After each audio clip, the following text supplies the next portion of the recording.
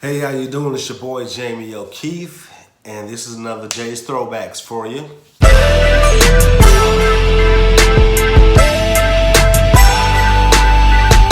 All right, so today we're going to be covering a review, more like a revisit of Aaliyah's One in a Million album. Now, the One in a Million album came out in 1996, which was 25 years ago. And it is a groundbreaking album that changed the sound of R&B music forever. Now, what do I mean by that is that the album introduced us to a new sound with a boom, boom, boom, cat, cat, boom, boom, boom, doom, doom, cat, boom, cat. Before that song, that wasn't out yet at all. Plus, Aaliyah had her own style. She had her own swag. She was a trendsetter. And this album, I would say, influenced a lot of things going forward. This is more like a reflective type of review because I've had a relationship with this album since 1996. All right, here we go. So what I want to do is actually talk more about the songs that aren't singles because, of course, I mean, we already know all those songs are fire. And we're talking about If Your Girl Only Knew, One in a Million, High Like Fire, Timbaland Groove remix, the one I gave my heart to, Got to Give It Up with Slick Rick. So those are all singles. And so I want to talk about those. I want to talk about the album as a whole cohesively and what my thoughts are on the album. For one, I love the album. It's one of my favorite albums of all times. I still have my opinions on how it could have went because it's 17 tracks, and I appreciate the album that gave us plenty of music. So I just have an opinion that with that album, this album introduced a new sound, a new wave. So when the album finally came out, because when the album came out, If Your Girl Only Knew was out, and One in a Million was out already. So those two singles were already out, so the hype was there. And it's like, oh snap, because first of all, it was like, Aaliyah's back with the, If Your Girl Only Knew, after all these other hits with, Age Ain't Nothing But a Number, Back and Forth, and At Your Best. Going into this album, there's a lot of favorites I have that are not even singles that I feel like some could have been singles. I feel like there's a couple of tracks that could have been fine without being on the album, but they're still good songs. And so when I say that the album has songs that could do without, and not saying that the song sucks, it doesn't better the album, if that makes any sense. It doesn't better the album, it doesn't make it worse. Or it doesn't take I want to say it doesn't add to it. It just, I don't say it takes away because it doesn't, because they're not horrible songs. Like for me personally, with the new sound, the futuristic sound, I don't have as much interest in lots of the sound that's already out at the time. So I understand that because it's a new sound, she's giving the audience something that people are already used to, while at the same time giving us something new. And there's majority a lot of stuff new, but there's still a lot of what was out already, in a sense. And even with that being said, the productions were great. So, my first opinion, album, wonderful. The songs I'm referring to that could be fine without, for me personally, is Choosy Lover and Everything's Gonna Be Alright. I mean, they would have dropped the album down to 15 hot tracks, which, I mean, in the re-release would be 16 hot tracks versus 18. It's just those two. That's really it.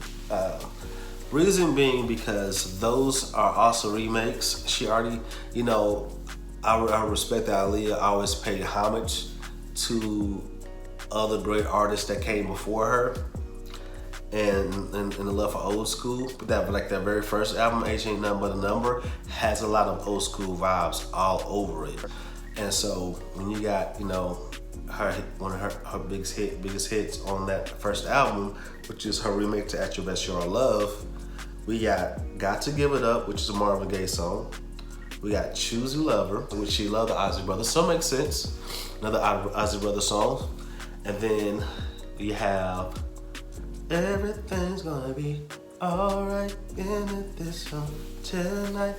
And so my thing about that song, I feel like it could do without because we already had these remakes.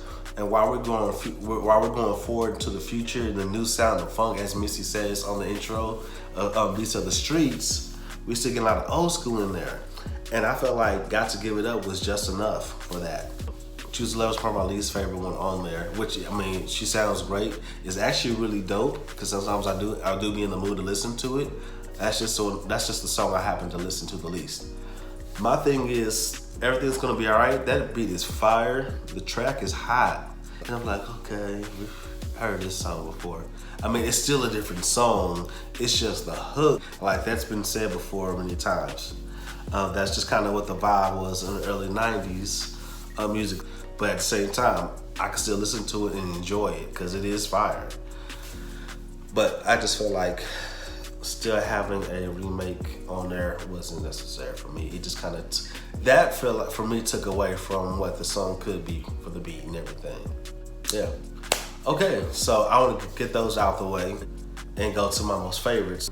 Never Coming Back, Heartbroken, Ladies in the House. Listen, I felt like that was gonna be a single. That felt like that should have been a single. That track is fire. And then Mrs. Flow on there.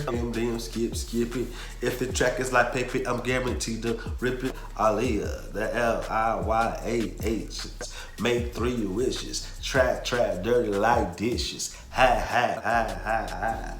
Oh my. Now check this out. Hold on. First of all, let me say this too. Like, Aaliyah was already a star when 1 in a Million came out, but when this album came out, which she had her full creative control, she way surpassed anything the Asian number was. Even though it was a great album, she surpassed it and changed the sound R&B and hip hop, and influenced a lot of albums after that, and became a blueprint for upcoming R&B singers and artists. Hip-hop R&B artists. You don't always have to talk about R. Kelly every time we talk about Aaliyah. I just want to say that for the record. Just don't. Not necessary. All right, other favorite songs on there. Never Giving Up. Now let me tell you, Tavares, that dude sung his butt off on there.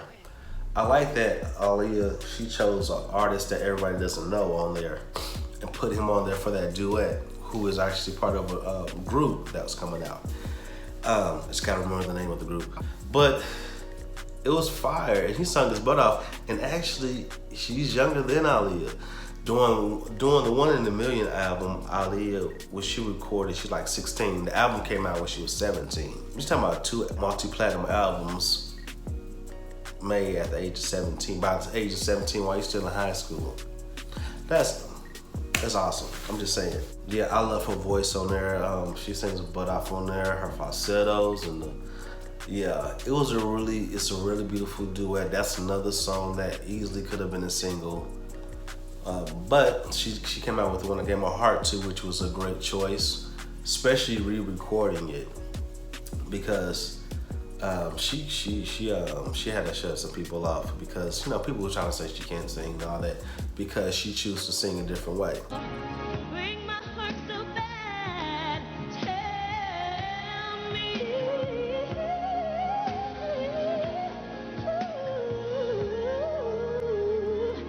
Tell me.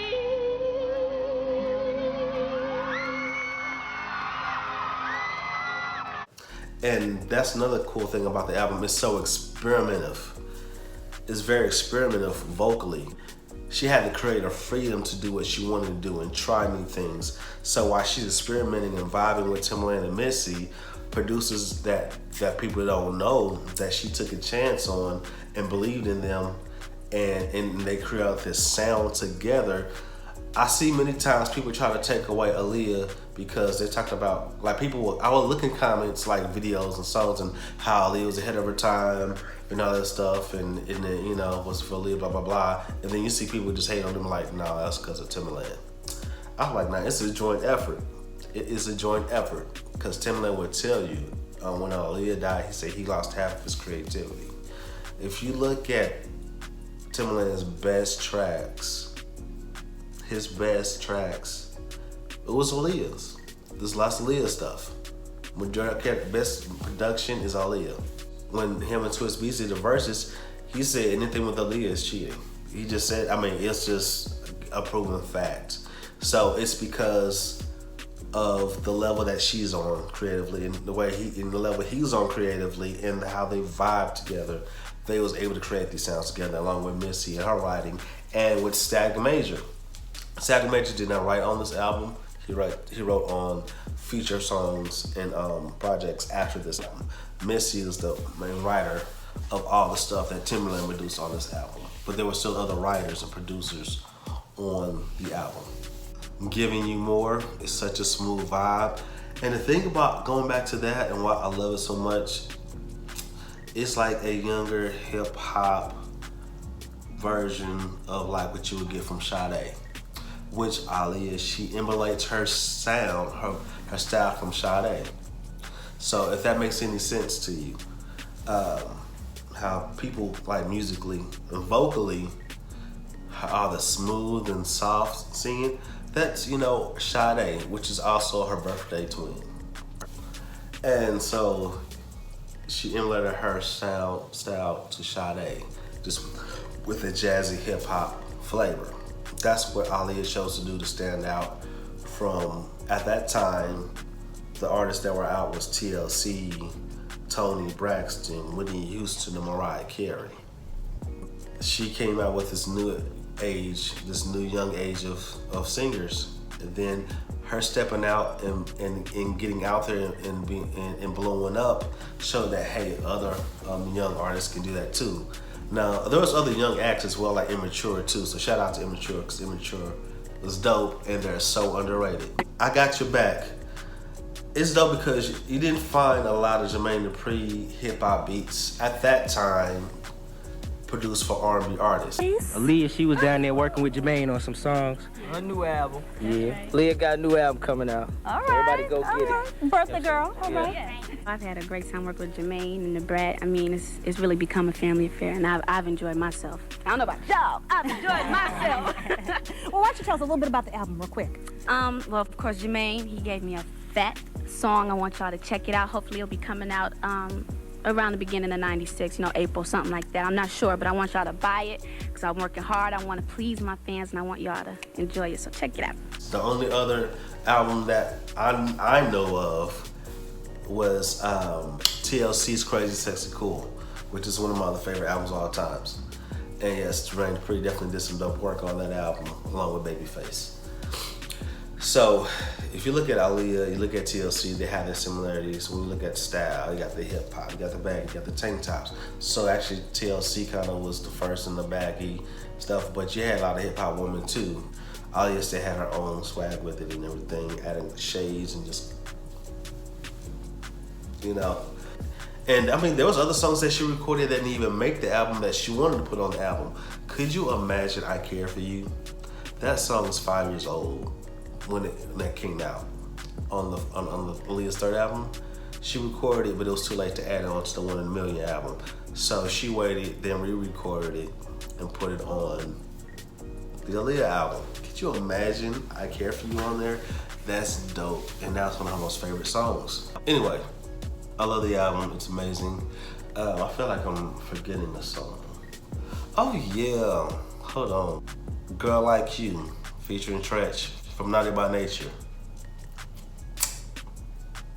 That's fire. That's fire. And that song gives me summer vibe. I love driving around with playing that song in the summertime. And even in the springtime, just when it's nice and sunny, and now I'm just cruising. Girl like you, but here I go. Tell me more, looking for a guy like you. I be jamming. Here's another fun fact.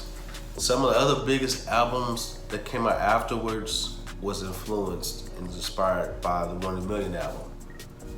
Can you tell me which two albums from two big artists? Mariah Carey. I forgot the album, was it? Is it Butterfly? I think it's called Butterfly. Anyway, Mariah Carey, she had Missy as producer. writers. So they got some stuff that's reminiscent to 1 in a Million on there. And then Brandy's Never Say Never album was actually like an ode to Aaliyah's 1 in a Million. Aaliyah was just in her own lane. She had no competition. Nobody even, like, just let her be where she is. You know, because she was just different. I mean, I was so inspired by Aaliyah. I was so inspired by her. My entire Never Say Never album is like in homage to her album that she did with Timbaland. Okay. The one that has If Your Girl Only Knew. That whole album inspired Never Say Never.